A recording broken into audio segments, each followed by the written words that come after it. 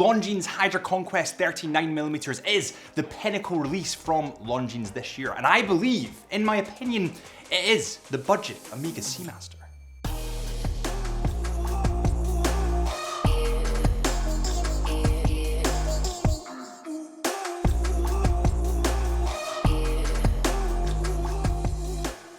Good morning, everyone, or maybe good evening.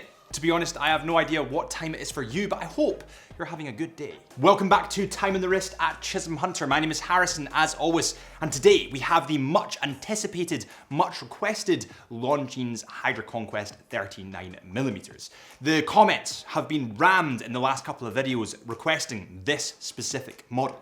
Now, personally, I believe that this specific model is a budget OMEGA Seamaster. And at the end of this video, when we go over all the specs and all that kind of stuff, I will be talking about why I think it's a budget OMEGA Seamaster. But let's begin with the specs. So let's begin with the obvious. In this watch, or on this watch, it comes in at 39mm instead of 41 or 43. That is the other variants of this watch. That's the sizes that they come in.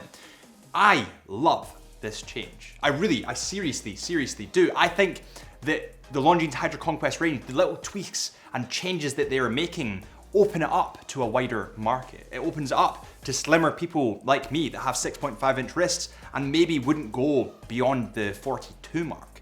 This wears beautifully on the wrist, and the fact that it comes in at such a slim size just makes it sit really nicely. On the subject of thickness, this watch comes in at 12.2mm in thickness, so it is very slim and it sits quite close to the wrist. I fully embrace this. I love this size. I think that things that sit a little bit closer to the wrist are less likely to get damaged, they're less likely to get scratched. So I'm a fan of this, and I will put something to you. When you are looking for a new watch, I know that when I'm looking for a new watch, one thing that I will look up straight away before I see anything else, before I even know what brand I'm going for, I'll be looking up the size.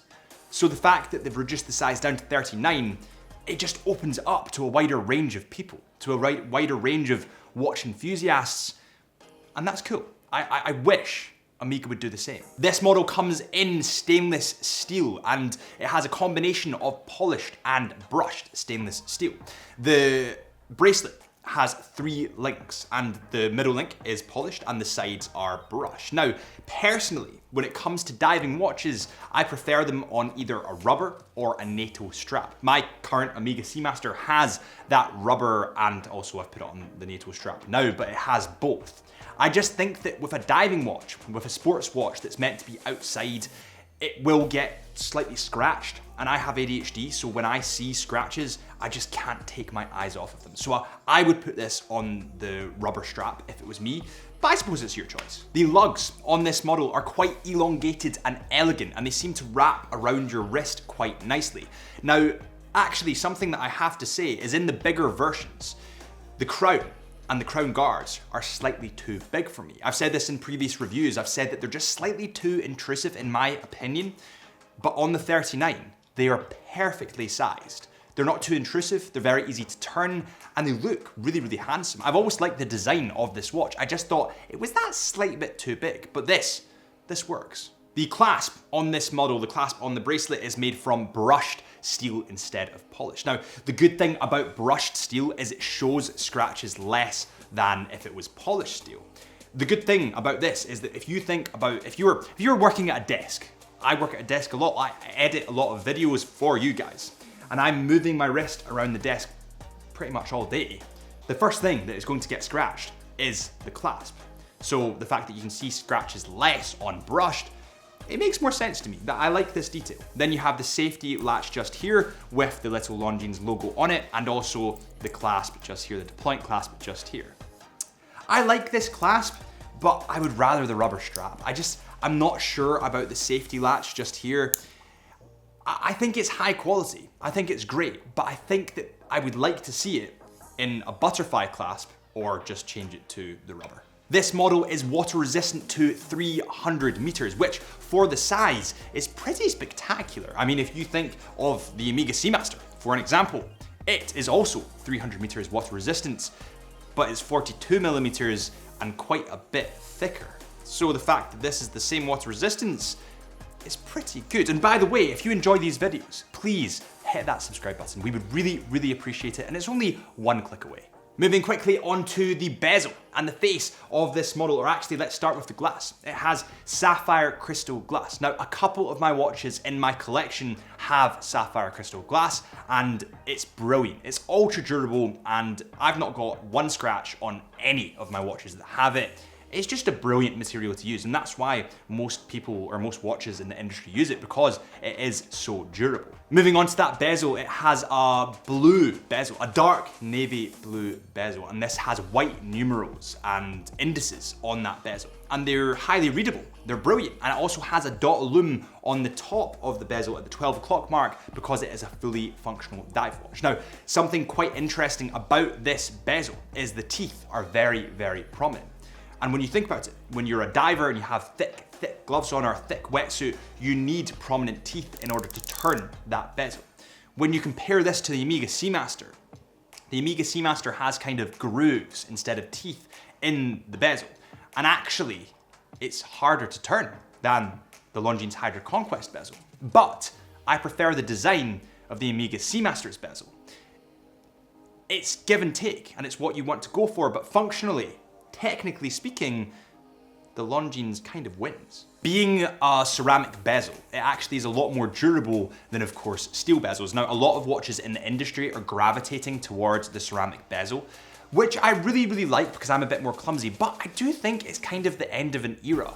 And the reason that I like the Blancpain Pro release so much is because they brought back that steel bezel. Now, I'm gonna link this up here if you want to see it. We review pretty much all the new releases that come out, but that bezel was beautiful, and aesthetically, it really works. But having said that, if you are scared about wear and tear and scratches, I'd stick with ceramic. Moving quickly onto the face of this model, but not before we do the wrist check. What is on your wrist today? I would love to see a couple of Longines in there. I'd love to see a couple of OMEGAs, and of course, a couple of PRXs, because that is what I've got on the wrist today. It's the new PRX green. It is my new favorite. It's what you're gonna see in the upcoming videos.